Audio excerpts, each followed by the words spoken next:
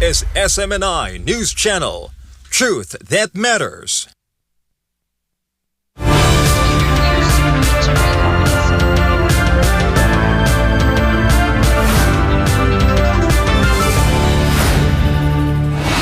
Tensions are rising across the Americas after a deadly new U.S. airstrike in the Pacific Ocean killed 14 people. The operation, ordered by President Donald Trump, targeted drug trafficking boats, but is now drawing fierce international condemnation. Venezuela freezes all gas deals with Trinidad and Tobago, accusing its neighbor of coordinating with the CIA in what Caracas calls a U.S.-led plot to steer conflict in the Caribbean. In Brazil, a massive police and military crackdown in Rio de Janeiro leaves at least 64 dead and more than 80 arrested in what officials call the city's deadliest anti-crime operation on record. Tech giant Amazon to slash 30,000 corporate jobs starting this week, the latest wave of cuts rocking America's tech industry. Economic confidence in the Philippines takes a hit as investors pull out amid growing fears of corruption, according to a former central bank official. And Philippine President Ferdinand Marcos Jr. formally accepts the ASEAN chairmanship for the coming year as the regional summit wraps up in Kuala Lumpur, Malaysia. I'm Jane Conita. Newsline World starts now.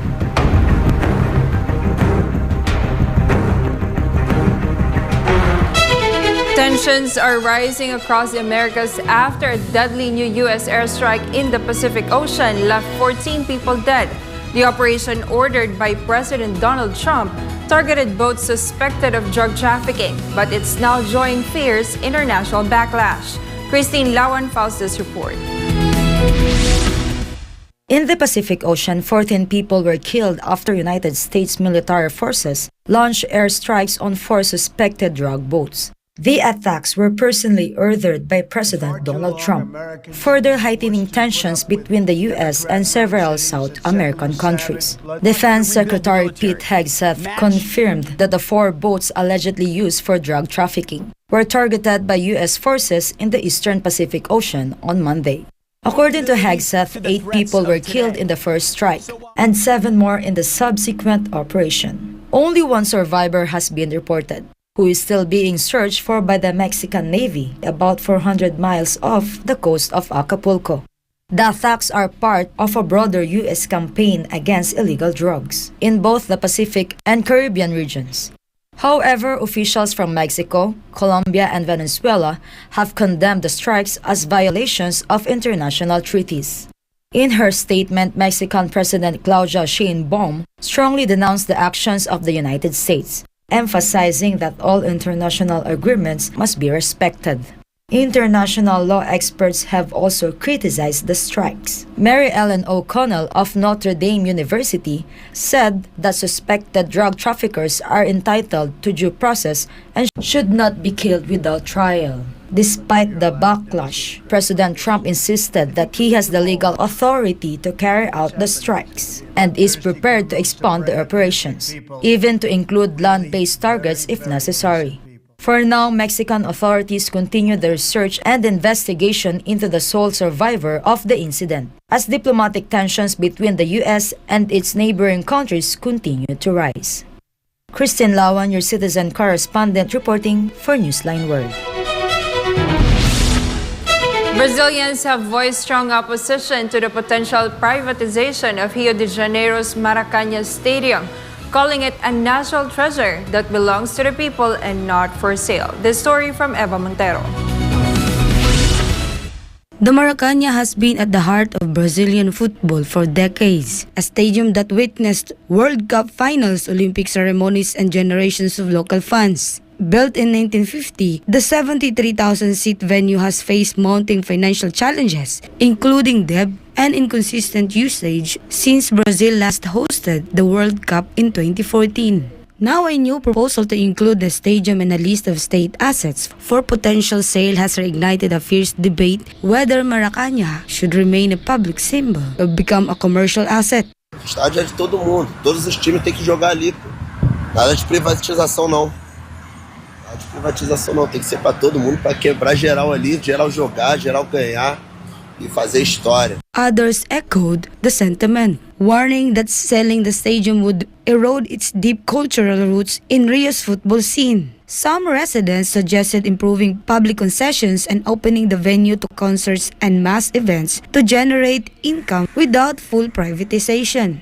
No patrimônio do Estado, o Maracanã é uma joia que pode e deve ser superavitário para o próprio Estado. Hoje em dia, o Estado já recebe cerca de 20 milhões por ano dos concessionários e também 7 camarotes, várias datas para eventos, enfim, esse é um equipamento que gera dinheiro para o Estado, diferente de outros naquela lista que geram despesa e só depreciação. Então, o Maracanã é um caso à parte, é diferente, tem uma importância histórica, cultural, muito maior do que boa parte daqueles bens listados ali no projeto da Assembleia Legislativa.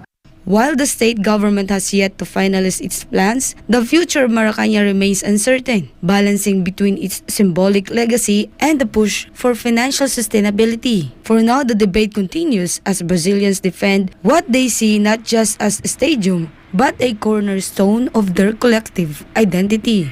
Reporting for Newsline World, this is Evo Montero, SMNI News. Venezuela has suspended all gas agreements with Trinidad and Tobago, accusing Port of Spain of coordinating with the CIA and joining what it called a U.S.-led plan to provoke war in the Caribbean. This report from Eve Buenafe. Vice President Delcy Rodriguez announced the decision during a meeting with energy officials in Caracas, calling the move a response to the hostile conduct of Trinidad's newly appointed Prime Minister, Kamala Persad B. Cesar. She claimed Trinidad's government had aligned itself with Washington's warmongering agenda, undermining regional stability and the long-standing energy partnership between both nations. The 2015 Framework Agreement on Energy Cooperation had aimed to boost joint projects in gas exploration, refining, and energy integration, now all suspended. Rodriguez also alleged that foreign actors planned a false flag operation targeting United States military assets in the region to frame Venezuela, citing the arrest of individuals allegedly linked to the Central Intelligence Agency or CIA. Estamos responsablemente proponiendo al jefe de Estado denunciarlo de manera inmediata y en consecuencia entren en suspensión todos los acuerdos gasíferos que mantiene Venezuela con Trinidad y Tobago, un país hermano, vecino, con sólidos lazos históricos entre nuestras repúblicas, con sólidos lazos de amistad entre nuestros pueblos, pero que la nueva primera ministra de este país ha decidido plegarse a la agenda guerrerista de los Estados Unidos para agredir a un pueblo hermano del Caribe, para agredir a Venezuela, para agredir a Colombia, para agredir a Sudamérica de una manera realmente sorprendente. Later, Defense Minister Vladimir Padrino Lopez issued a stark warning to Washington and Port of Spain, condemning U.S. military drills underway on Trinidadian soil, just miles off Venezuela's coast. He accused Trinidad of allowing its territory to serve foreign powers, likening the move to its colonial past. The U.S. destroyer USS Gravely and the 22nd Marine Expeditionary Unit arrived in Port of Spain over the weekend for joint exercises, described by Washington as part of a regional security effort. But Caracas insists the drills represent a grave threat to peace in the Caribbean, marking the sharpest escalation in Venezuelan-Trinidadian relations in nearly a decade. Eve Buenafe, your citizen correspondent reporting for Newsline World. Brazilian military and police launched a sweeping operation in Rio de Janeiro on Tuesday, leaving at least 64 people dead and more than 80 others arrested in what officials describe as the city's deadliest anti-crime action to date. This report. Authorities deployed around 2,500 officers in the large-scale mission targeting the Comando Vermelho gang, one of Brazil's most powerful criminal organizations. Helicopters, drones, and armored vehicles rolled through multiple neighborhoods as security forces clashed with armed groups. Police are seen advancing through Rio's streets and residents rushing for safety as chaos erupted across the city. Que o Rio de Janeiro foi tomado aí pelos bandidos, né? Então está praticamente sitiado aí em estágio 2 e a gente está tendo que sair mais cedo do trabalho para chegar em casa, para tentar chegar em casa. Several areas, including Madureira, saw road blockades made of hijacked buses, with local media reporting at least 10 vehicles seized by gunmen. Caos total. Muita gente invadindo, gente morrendo, tá horrível. Tá assustador.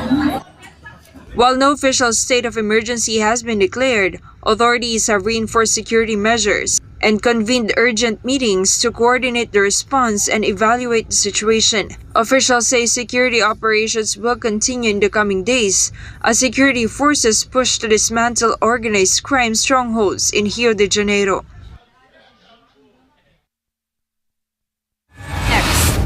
Tech giant Amazon to slash 30,000 corporate jobs starting this week, the latest wave of cuts rocking America's tech industry.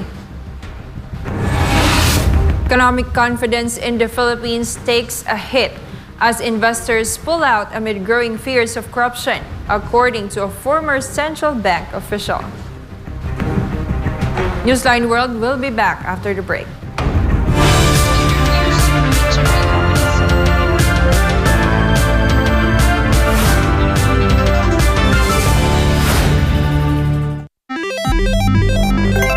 Isang pindot lang, pwede kang maka-jackpot. Mukhang masaya at easy money lang. Sa murang halaga, pwede ka na tumaya sa online gambling at e-casino apps. Mayroong sabong, slot machines, mahjong, poker at iba pa. Kailangan mo lang ng smartphone, e-wallet at internet. Pero ang aliw na ito, unti-unting nagiging bitag para sa mga Pilipino. Lalo na kung ang paborito mong artista o influencer ang mukha ng app. Mas madaling makaengganyo, diba? Parang safe naman kasi may kilalang mukha. Pero sa likod ng ngiti, sugal pa rin ang itinutulak. At syempre, mas madali ring itago ang pagkalulong sa bisyong ito. Walang pisikal na kasino o pasugalan, walang kaharap, walang accountability, kaya't mas lumalala ang adiksyon. Dagdag pa rito, maraming online gambling apps at walang regulasyon. Sa likod ng mga makukulay na interface at papremyo, nakatago ang problemang bumabalot ngayon sa bansa. Ang pagkalulong ng maraming Pilipino sa online gambling. Pwede maglaro kahit saan, kahit kailan, kahit sino, bata man o matanda, pwedeng malulong.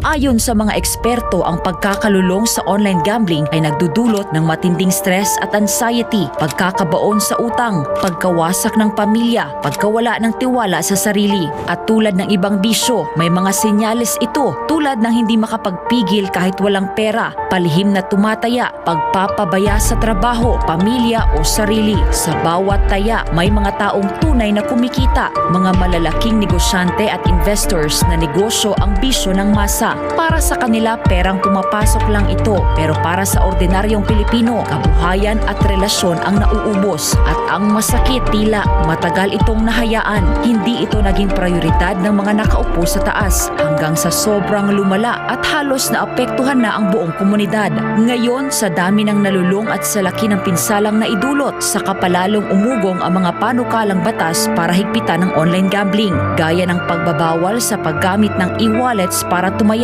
pagtaas ng minimum bet, mas mahigpit na identity verification, pag-block ng mga illegal na gambling sites, at bawasan o ipagbawal ang mga ads na target ang kabataan. Maaari itong magmukhang laro lang, pero sa katotohanan, isa itong sugal sa kinabukasan. Ang kita na dapat sa mga pangunahing pangangailangan o ipon na uubos sa sugal. At sa mundo ng online gambling, mas madali kang matalo kaysa manalo.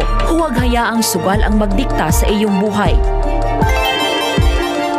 Isang paalala mula sa SMNI.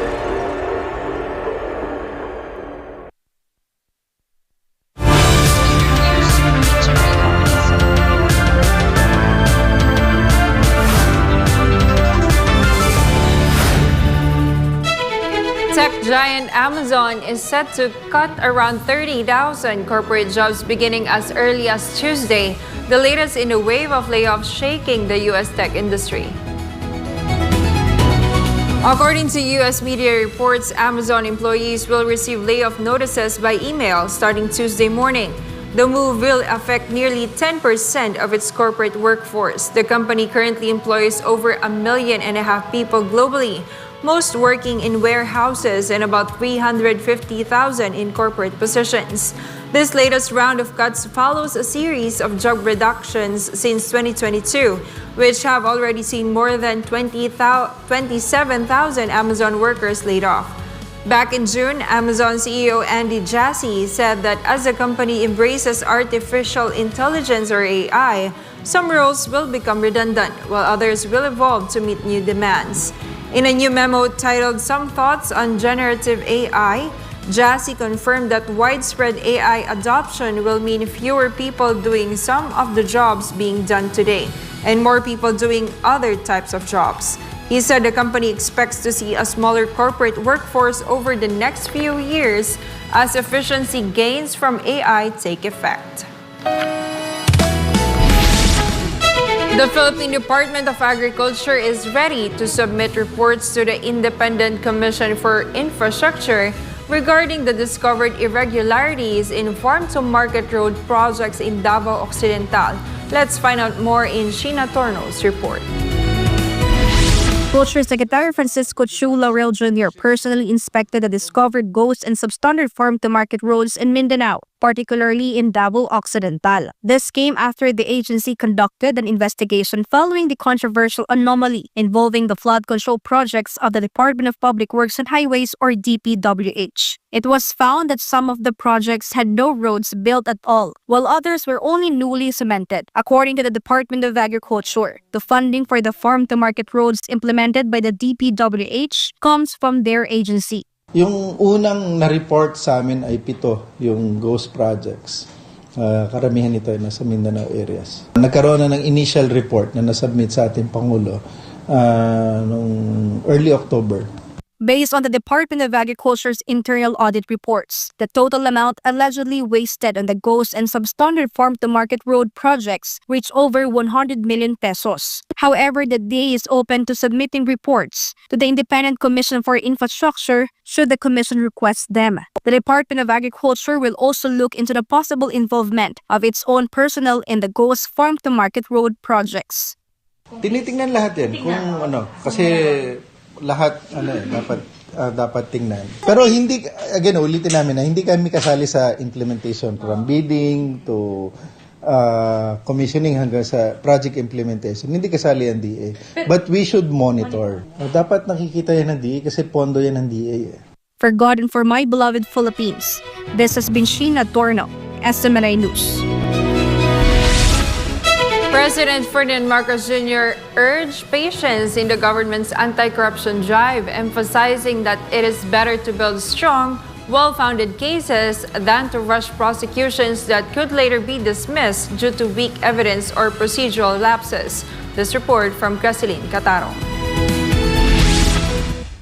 Speaking during a kapihan with the media in Kuala Lumpur, Malaysia on Tuesday, President Ferdinand Marcos Jr. acknowledged public frustration over the slow pace of accountability in large-scale corruption scandals, particularly those involving flood control projects. However, he underscored the importance of allowing due process to take its course in corruption cases involving alleged misuse of public funds, stressing that rushing legal proceedings could weaken the cases and let the guilty walk free. Marcos mentioned this at the end of his 4-day visit for the 47th ASEAN Summit and related summits held from October 26 to 28. We have to remind people that we have now moved from the political arena to the legal one.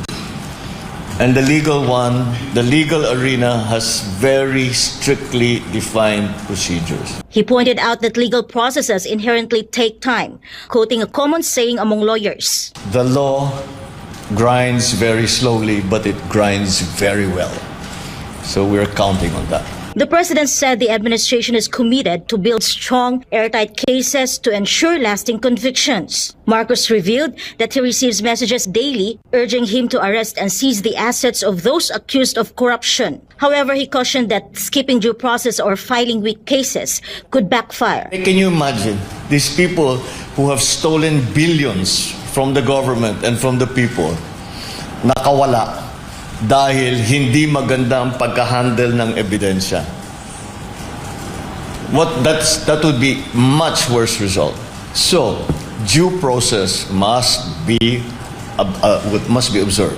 He emphasized that those who plundered public funds must face the consequences through the proper legal channels. On the issue of live streaming hearings of the Independent Commission for Infrastructure, the president said he would leave the decision to the commission, noting that transparency should not compromise the credibility or independence of the probe. The executive, the government, hindi nakikialam dyan. We provide them a budget and we allow them to run everything the way they want, to hire the people that they want. And yung mga substantial matters ay nasa sa kanila yon. Marcos created the ICI through Executive Order Number 94 issued on September 11, tasking it to investigate irregularities in the Department of Public Works and Highways, flood control, and related projects. The commission is also mandated to recommend appropriate charges against officials, employees, or private individuals involved in the misuse of public funds. Reporting for Newsline World, this has been Carceline Catarong, SMNI News. Former Philippine Defense Secretary Norberto Gonzales expressed concern over the slow progress of the investigation into the flood control scam. He said this is a clear indication that the current administration will neither admit nor apologize for its shortcomings. Almar Forzuelo has a story. Amid calls to hold those involved in the flood control scam accountable, former Congressman Zaldico and former House Speaker Martin Romualdez remain free and without charges. Names that have been mentioned multiple times in the investigation, according to former Department of National Defense Secretary and former presidential candidate Norberto Gonzales, the slow progress of the investigation is merely an indication that the current administration knows their actions are wrong, which is why they are allegedly covering it up. Ang nililinaw lang yan, itong gobyerno natin ngayon, alam nila ang ginagawa nila na mali. At ang gusto nila, hindi para sabing, sorry, nagkamali, patawad. Hindi yun. Ang gusto nila, mapagtakpan at maituloy ang kanilang ginagawa. Gonzales further added that the administration seems to be repeating the history of the Marcos family. Aalalahanin natin, buong daigdig ikinondem yung pangungurakot ng tatay ng presidente natin. Nakarinig ka ba ng isang salita na humihingi ng paumanhin ang pamilya Marcos sa lipunang Pilipino? Humingi na ba sila ng paumanhin? Paumanhin lang hindi patawad Nakadigirig ka na ba? Hindi. Because of this, Gonzales expressed concern that the country might once again experience the same painful fate under the same family. Sinasabi nga ng Pangulo natin, kinakausap niya pa yung tatay niya kasi gusto niya sundin yung mga ginawa ng tatay niya dati. Anong ibig sabihin niyan? Anong klase pangungurakot ang gagawin niya? Gagayahin niya tatay niya The former secretary also criticized the administration for silencing its critics. At yung sinasabi mong excessive force na ginamit doon sa mga nagre-reklamo at nagiging parang oposisyon, indikasyon niya na itong gobyerno na to hindi hihingi ng tawad yan, hindi tatanggap ng kasalanan yan. Despite the investigations and the public's outcry, the question remains, when will those behind the flood control scam be held accountable? For God and my beloved Philippines, Almar Forzuelo, SMNI News. Many investors have withdrawn from the Philippines due to fear and loss of confidence in the government driven by rampant corruption. According to a former official of the Bangko Sentral ng Pilipinas, Jason Rubrico has more on this report. Amid allegations of corruption and anomalous flood control projects, numerous investors have reportedly decided to pull out of the Philippines. Cora Guidote, former head of the Investors Relations Office of the Bangko Sentral ng Pilipinas, said business confidence continues to decline because of the persistent problem of corruption in government. Marami na nag-pull out. Actually, kasi nga, kung mababa ang business confidence, at saka, corruption scares away investors. Bakit? Kasi it increases the cost of business. Syempre, manghihingi ng lagay yung mga people that they deal with in government. If I'm an investor, asan ang ROI ko? Asan ang return on investment ko? Wala, di ba? So I would rather invest in other countries where I can make more money and it will be easier for me to do business in those countries. Guidote revealed that over the past 3 years, the country's net foreign direct investments have turned negative, meaning more capital is flowing out than coming in. Pag walang masyadong nag-invest, wala rin masyadong trabaho. So pag walang trabaho yung mga tao, there's a higher incidence of poverty. She added that corruption does not only persist in flood control projects and the Department of Public Works and Highways, but is also deeply rooted across various government agencies. As long as those other departments are not being checked, then the plunder will continue. Because greed is already systemic in the system. When asked how investor trust could be restored, Guidote stressed that accountability must start with the government. The government has to be accountable. And who has to be accountable? Those that approve the General Appropriations Act. So if they cannot address that, then you need a change in leadership. Kung hindi nila kayang maging accountable themselves, and I think that's almost an impossible demand for them to do because they want to stay in power. So we will have to demand for a change in leadership. Hopefully the president resigns. For God and my beloved Philippines, I am Jason Rubrico, SM9 News. The Civil Aviation Authority of the Philippines, or CAAP, has confirmed that 3 air assets registered under entities connected to former Congressman Zaldico have left the country. In a statement released Wednesday, CAAP said 2 Augusta Westland helicopters linked to CO are now in Kota Kinabalu, Malaysia. The first flew out on the 20th of August, while the second departed on the 11th of September. Meanwhile, a Gulfstream aircraft associated with the same entities has been in Singapore since the 16th of August. CAAP clarified that it continues to closely monitor all registered air assets in accordance with existing aviation laws and regulations. The agency emphasized its commitment to maintaining transparency and accountability in the tracking and regulation of aircraft operating under Philippine registration. Coming up, Philippine President Ferdinand Marcos Jr. formally accepts the ASEAN chairmanship for the coming year as the regional summit wraps up in Kuala Lumpur, Malaysia. The SMNI Foundation rolls out new programs tackling drug abuse and financial literacy among the youth, aiming to build a smarter and more disciplined generation. And in entertainment, magic returns to the stage. Draco Malfoy himself steps back into the spotlight, taking his spellbinding talents to Broadway. Newsline World will return.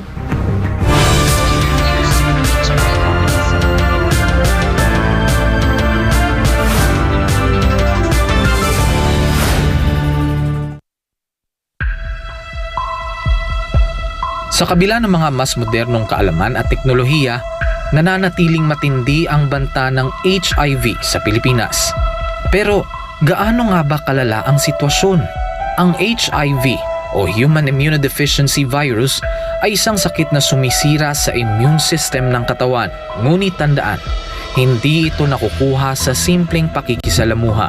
Hindi mo agad mararamdaman, pero unti-unti nitong pinapahina ang katawan.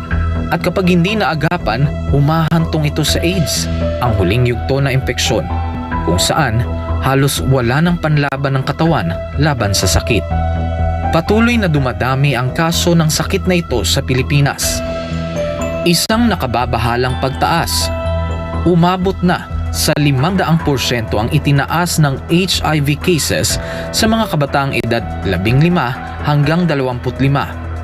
Ayon mismo sa Department of Health, 56 na bagong kaso ang naitatala kada araw sa bansa mula Enero hanggang Marso 2025. At ang pinakamatinding apektado, ang kalalakihan at kabataang Pilipino. Dahil dito, ang Pilipinas na ngayon ang may pinakamataas na bilang ng bagong kaso ng HIV sa buong Western Pacific region. Isang indikasyon ng lumulubahang sitwasyon, kaya nananawagan ng Department of Health gawing opisyal at urgent ang laban sa HIV sa pamamagitan ng isang Public Health Emergency Declaration. Kalalakihan ng pangunahing apektado, 95% ng bagong kaso ay lalaki, mahigit 1/3 ay kabataang nasa edad 15 hanggang 24. Habang wala pang deklarasyon, patuloy ang DOH sa mga sumusunod na hakbang: HIV testing, libreng gamot, self-test kits, at pakikipagtulungan sa DepEd para sa edukasyon sa mga paaralan. Isinulong rin ng DOH ang online patient appointment system para sa HIV patients.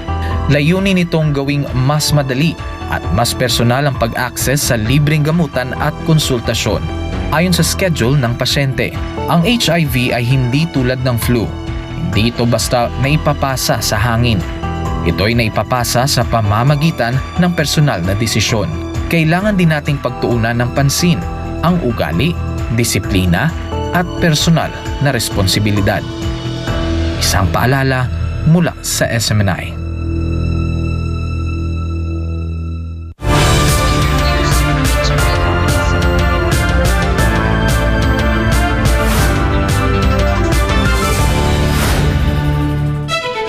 The Association of Southeast Asian Nations, or ASEAN, and China have signed a new version of their trade agreement known as the ASEAN-China Free Trade Area 3.0. President Ferdinand Marcos Jr. attended the signing ceremony held during the ASEAN Summit and related summits in Kuala Lumpur, Malaysia on Tuesday, the 28th of October. The agreement aims to further strengthen trade and cooperation between China and ASEAN member states. The signing was led by Malaysian Prime Minister Anwar Ibrahim and Chinese Premier Li Qiang. This enhanced trade deal is expected to benefit micro, small, and medium enterprises, or MSMEs, and improve supply chain connectivity. It will also open new opportunities in the green and digital economies. At present, China remains ASEAN's largest trading partner, with total trade reaching $771 billion in 2024. At the conclusion of the ASEAN Summit in Kuala Lumpur, Malaysia, Philippine President Ferdinand Marcos Jr. formally accepted the ASEAN chairmanship for the coming year. Shekinah Dikinya has more on this report. Hand over the chairmanship to the Republic of the Philippines. The gavel symbolizing the chairmanship of the Association of Southeast Asian Nations was officially handed over to President Ferdinand Marcos Jr. In his statement, the president said that leading ASEAN is both a great responsibility and a significant opportunity for the Philippines. He emphasized that the country aims to advance key regional concerns, such as peace, security, and trade, particularly the completion of the Code of Conduct in the South China Sea before the end of 2026. I look forward to the opportunities and the things that we will be able to do as chair of ASEAN. And I do believe that what we are aspiring to do is the same as what the aspirations are of the other member states in ASEAN. Marcos also assured that the Philippines is fully prepared for hosting ASEAN Summit 2026, from logistical arrangements to the issues that will be included in the agenda. We have been preparing for it for about 8 months now. When you're the chair of ASEAN, you lead, and that is what we are ready to do that, because we have a very, very good idea of what the elements are that we feel need to be part of the discussions of ASEAN during our chairship. The president also clarified that he did not make any strong statement against China regarding the plan to declare Bajo de Masinloc as a nature reserve, but merely presented the facts about the Philippine situation. I just laid out the facts, and that is what we do. I try always to just explain to everyone what is happening, and that this is the situation in the Philippines. Ito yung nangyayari sa amin. Kaya sana matulungan nyo kami. Despite the challenges, the president said that under the Philippines' leadership as the next ASEAN chair in 2026, he aims to showcase to the world a chill and hospitable image, reflecting the natural warmth, friendliness, and openness of the Filipino people. For God and my beloved country, the Philippines, Kai Villan, SMNA News. With illegal drugs and poor financial habits posing real challenges to today's youth, the SMNI Foundation Incorporated is taking action, bringing awareness campaigns straight to the classroom. From promoting a drug-free lifestyle to teaching financial responsibility, the foundation continues its mission to build a smarter, stronger, and more disciplined generation. The story for Paul Montibon.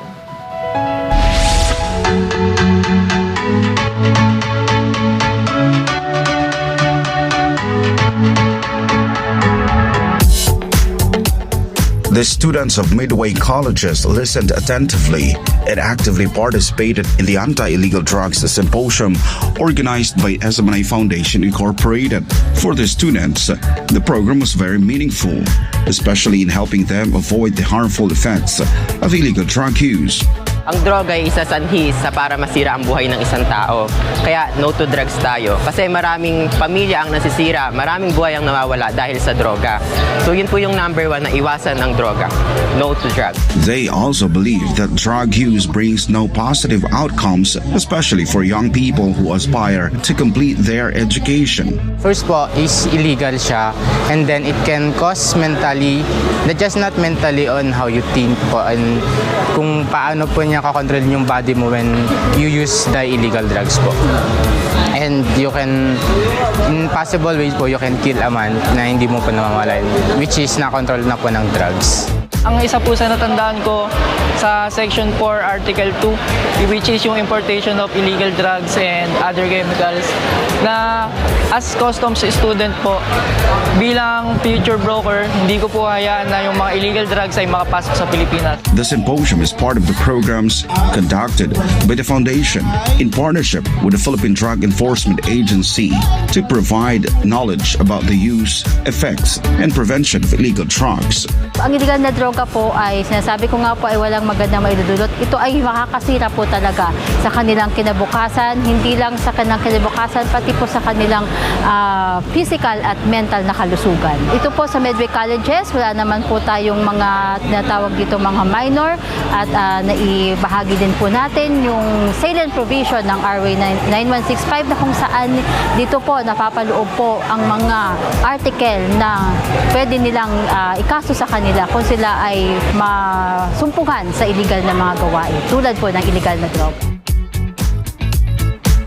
According to the beneficiaries, this is a significant help in raising awareness among the youth and in strengthening their character as responsible citizens. SMI Foundation, thank you very much for this undertaking and these efforts. We look at you as partners in molding the youth for tomorrow. Especially now that we have seen so many incidents of mental health, so many incidents of carelessness of the youth. The youths have been protected, and they have so many vices now that we are even not so sure of. Marami rin silang mga channels of energies. But we're really thankful for SMNI that you are taking this route, this undertaking. It will make our jobs easier, and especially that you are in broadcasting, it will make our jobs easier. And I hope that the message that we're trying to send, and with the help of SMNI, malinaw na malinaw ang magiging message po natin. The school also admitted that they are not immune to the influence of illegal drugs and that several students have already been affected, causing them to discontinue their studies. It's really very important, no? Especially for our school, because we have noticed in our annual medical examinations for students and employees, there was a rise of the incidence of those students taking drugs. And it's really sad that these students are no longer with us. Maybe because, they knew that they tested positive, and maybe because they know it also illegal and it was also wrong. So I think nahiya sila and they already stopped. So for me, it's really very sad because they have wasted their future. Midway College's beneficiary of SMNI-FI is composed of maritime students, and this program is important for them to help maintain physical fitness, safeguard their health, and properly prepare for their future careers as seafarers. Sobrang laking tulong po nito sa mga kabataan katulad namin, lalo na po sa mga estudyante. Kasi maipapakita po dito sa program na ito kung paano natin maiwasan ang droga. Mabuti po na lumapit po sa mga teacher po natin, sa mga advisor po natin, sa mga kaibigan para po makahingi po ng mga advice. Kaysa po sa lumapit sa droga, hindi lang po buhay natin masisira, kundi pati po buhay ng pamilya natin is mamanitol. Pag di po natin naiwasan yung droga, maaari po ibahamak ng buhay po natin. Dahil isa na rin po sa kalusugan tsaka po sa mental and physical po natin maaari po makasira sa atin.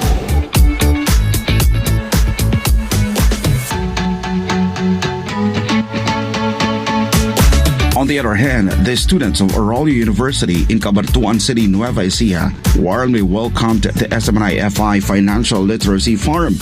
During the forum, students were taught the skills they need to become smart and responsible in managing their financial decisions. Siyempre, una-una, we're so grateful for SMNI Foundation Inc. kasi for this opportunity, hindi lahat ay nabibigyan ng pagkakataon na magkaroon ng free na forum or seminar about financial literacy, and especially ito talaga kailangan ng mga estudyante namin, lalo ng first year students because they are in the transition period. Nandito yung mga estudyante natin na hindi nakasama yung mga magulang nila, nasa boarding house, so nagbabudget na talaga sila, so kailangan talaga nila ito. And sana bumalik kayo. And then kasi syempre as of the moment parang nasa 200 participants lang yung meron tayo, and we hope na sa ganda ng forum na meron tayo, marinig siya ng not just 200 students but all of the students of Arroyo University. Once again, thank you very much as SMNI Foundation Inc. As of the moment, sir, I feel overwhelmed po, and I'm so excited to learn more about the financial literacy, and I hope soon I will be financial literate po, and soon I will become financial stable po. So sa ngayon po sobrang saya ko po na natutunan ko po yung about financial literacy, and sana po yung mga kasama ko rin po natuto rin po sila about financial literacy. Natutulong ko po is dapat hindi po tayo one-time billionaire po pag may pera.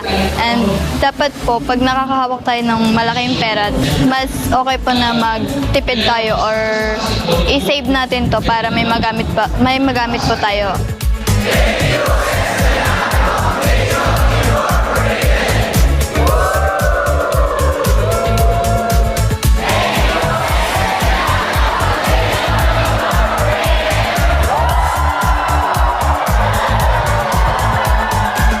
Reporting for Newsline World, this has been Paul Montebon, SMNI News.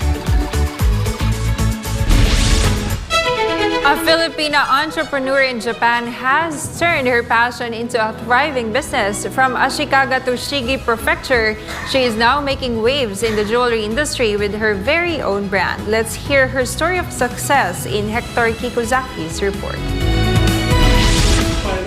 From adversity to achievement, a Filipino entrepreneur has established the MRK jewelry brand in Japan amid the pandemic. MRK Kubota Company, also known as MRK Kubota Luxury Brand, is the brainchild of Ruby Kubota, a Japan-based Filipina who launched the brand during the height of the pandemic. What started as a small venture has grown into a promising name in the jewelry industry. Ruby runs the business together with her husband Satoshi Kubota, making it a true family-run brand that continues to shine.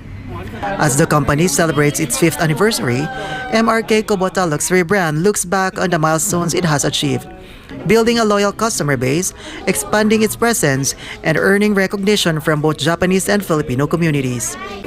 Si MRK is nag-start po, it was time ng pandemic. It was 5 years ago. Nung time na yon is kaming mga maliliit ang puhunan is nagkaroon ng chance na makapag-live sa mga supplier and then manufacturer. And then nung time nang nagtitinda tayo, sinubukan natin yon. Then hindi ko akalain na bebenta tayo, na magkiklik pala tayo. So naisip ko na mag-invest at doon natin na establish ang ating MRK Jewelry ngayon. Today, MRK Kubota luxury brand focuses on customized creations, specializing in wedding rings and bespoke pieces tailored to each client's unique requests. We're giving our best, hindi para makabenta lang. Strict kami sa pagpili ng jewelries. Ito kasi ang mindset namin from the beginning. Kailangan satisfied kami, ako, para mas more na satisfied ang ating buyer. Marami na rin kami mga reseller, small and big time reseller, distributor from other country like Europe and US, na simula noon at hanggang ngayon talagang pinagkakatiwalaan ng ating trabaho. Hiningian din namin sila ng opinion or advice para mas lalo mapaganda at mapadali ang ating trabaho. The company has successfully expanded internationally, reaching customers in the United States, Hong Kong, and Europe. Continuing its growth, it has also opened a new branch in the Philippines. Beyond jewelry, MRK has ventured into the food industry with the opening of MRK Lunch, offering a variety of Filipino cuisine that brings authentic Filipino flavors to its patrons. Si MRK Kubota Luxury Brand ngayon hindi lang nagpo-focus sa live selling. We're doing customized also based sa request ng ating mga buyer. Nag-expand na rin po tayo ngayon. Meron na rin po tayong MRK Lunch dito sa Japan and meron na rin po tayong shop sa Pilipinas. Hopefully by next year makapag-start na rin po tayo ng live selling doon. どうもはじめまして、MRK 久保田ラクサリーブランドの代表の久保田です。おかげさまをもちまして弊社も5周年を迎えることができました。ひとえにこれもお取引先のお会社様、そして何よりも弊社をご愛顧いただいているお客様のおかげです。また今日まで弊社を支えてくださったスタッフの方に深くお礼を申し上げます。で、弊社はクオリティの高い商品をベストなプライスで提供してきたという自負を持ってやってまいりました。これからもその考えを変わらずお客様により良い商品を提供していきたいと考えておりますので、今後ともぜひよろしくお願いいたします。本日はありがとうございます。Ruby Kubota stands as a testament to resilience and perseverance, showing that challenges can be turned into opportunities. Her story continues to inspire aspiring entrepreneurs, especially Filipinos abroad, to chase their dreams with passion and determination. Hector Kikuzaki, your Global Citizen Correspondent, reporting for Newsline World. As world leaders prepare to gather for the 32nd Asia-Pacific Economic Cooperation or APEC leaders meeting this weekend, South Korea is putting the final touches on preparations, and the ancient city of Gyeongju will take center stage in welcoming global dignitaries. Officials say the summit will gather heads of state and government from 21 member economies. Discussions are expected to focus on trade, supply chain resilience, and regional stability. As former royal capital steeped in centuries of history, host city Gyeongju is blending its rich cultural heritage with modern hospitality, offering visitors a glimpse of South Korea's traditions alongside its global outlook. Across the city's streets are decked with APEC banners. Volunteers have been mobilized and historic landmarks illuminated to greet delegates and world leaders arriving from across the region. The South Korean government says it expects the event to boost tourism and international cooperation. The 32nd APEC summit will run from October 31 to November 1 with leaders from the United States, China, Japan, and ASEAN countries in attendance.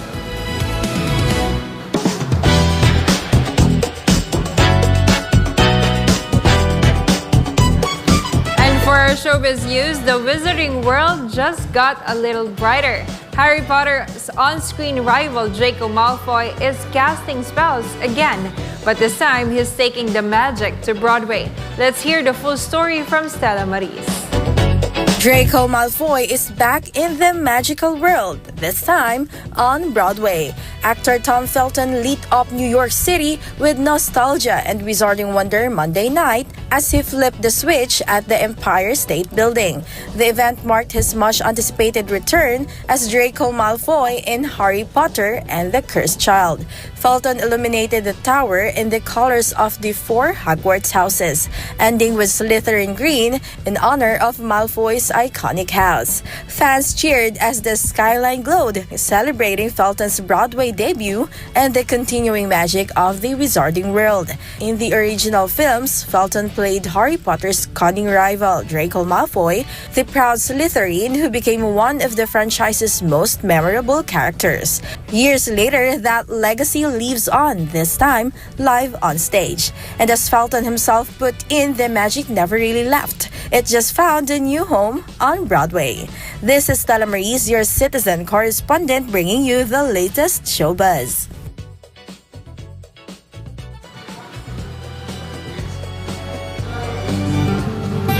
And before we end, may you be inspired with the words of the sun.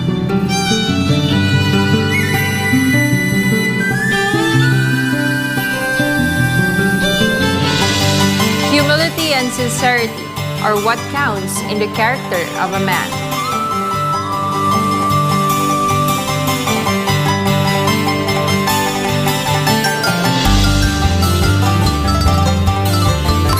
And as we keep track of the countdown, there's only 57 days left before Christmas.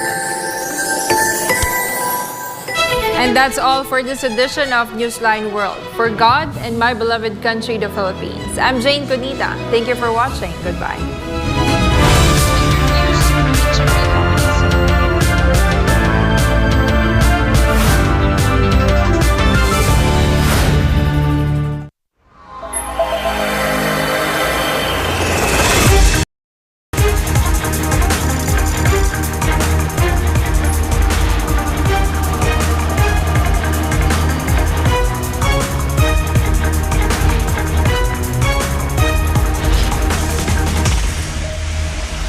This is SMNI News Channel. Truth that matters.